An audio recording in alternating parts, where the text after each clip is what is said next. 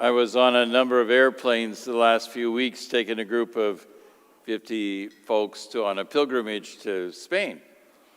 And so when I look at the readings today, I feel a little bit like one of those airline stewards who's saying, we might have some turbulence.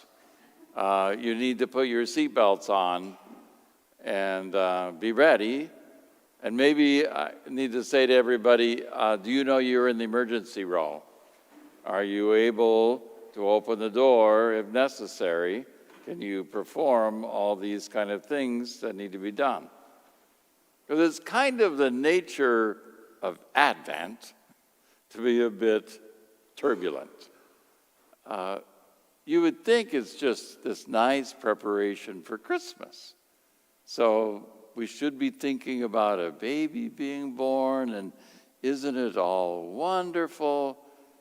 But then the church gives us this first week, which is really kind of focused on Jesus coming again. And each year, the message is, watch! Think, what? What? Watch! Be careful! He's coming! Be ready! Okay. We know he's coming the 25th. No! He's coming again. It's a little turbulence. And then the next 2 Sundays, always during Advent, we get John the Baptist. Change your lives. Okay. I thought I was doing pretty good. No. Change your life. You got to get ready. Okay. And then it's not until the 4th Sunday of Advent that we get Mary. And, she's pregnant. Everything's wonderful. I think, okay, but between now and then, we get this feeling of turbulence. Can't we just relax? Isn't there enough stress with Christmas besides the readings and the prayers and everything telling us we need to change and be careful? Well, I think just briefly today, it might be good for us to reflect on who we're waiting for and what that expectation should be like so it's not so turbulent. Because the words alone seem a bit harsh. But I would hope that with Jesus coming, that should not be a scary thing for you and me. That shouldn't cause any turbulence in us. It's like waiting for somebody you love and who's coming to visit you. We should be like little children when Grandma and Grandpa are coming over, or one of our favorite relatives is coming over. And they pull up in the driveway and they come to the door, and the little kids run to the door, all excited. They've been waiting for them to come, and they're here. They're here. Isn't it wonderful? That kind of expectation where you might be at the window and be looking out and saying, I don't see them yet, but they should be coming soon. Or I remember Christmas morning when I was a child, that morning of all mornings, I could wake up early and be really excited. And wake up before my parents, and the house is dark, and somehow between the end of midnight mass and my waking up at 5 a.m., presents arrived. And then we'd have to sit there and stare at them until my parents woke up, because some reason they were very tired. And we just, come on, wake up.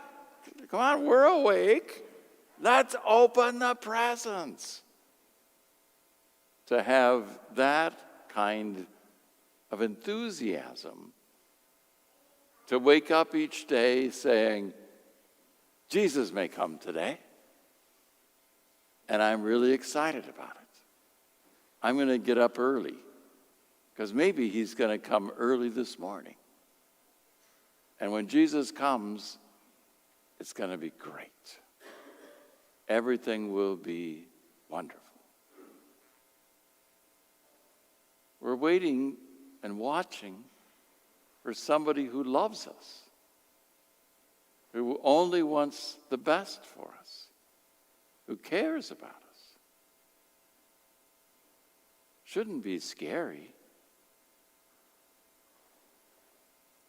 Now, Jesus warns us in the gospel. And here's my thought about the warning. Suppose you knew exactly when Jesus was coming. What if he sent out a little email to all of us? Okay, December 14th, I'm going to be there, 11 a.m. So if you knew Jesus was coming December 14th at 11 a.m., what would you do? Would you try to take care of a few things?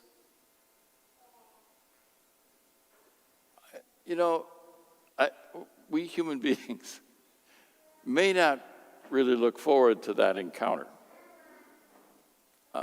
And so we kind of protect ourselves,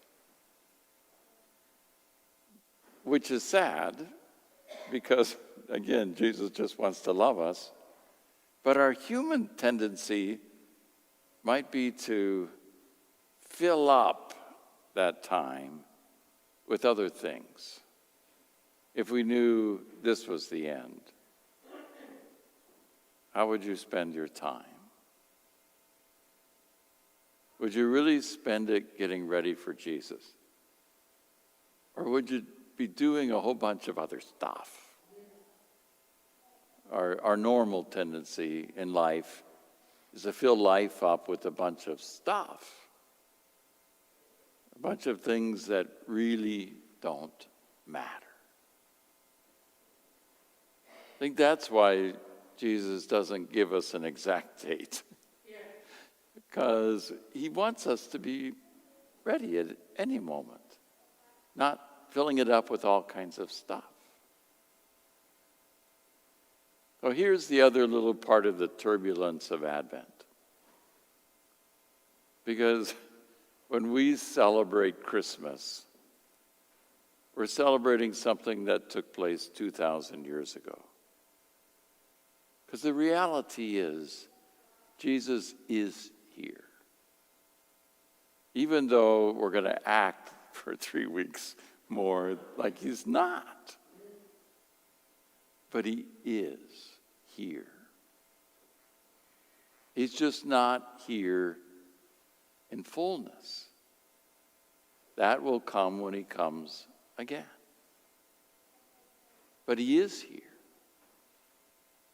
And you can encounter him tonight. Not just in his word or in the Eucharist, but in each other. He is already here. The God who loves you wants to encounter you today, tomorrow, each and every day. So perhaps the encouragement to watch is because it could be at any moment that you will encounter the Lord in a very profound way.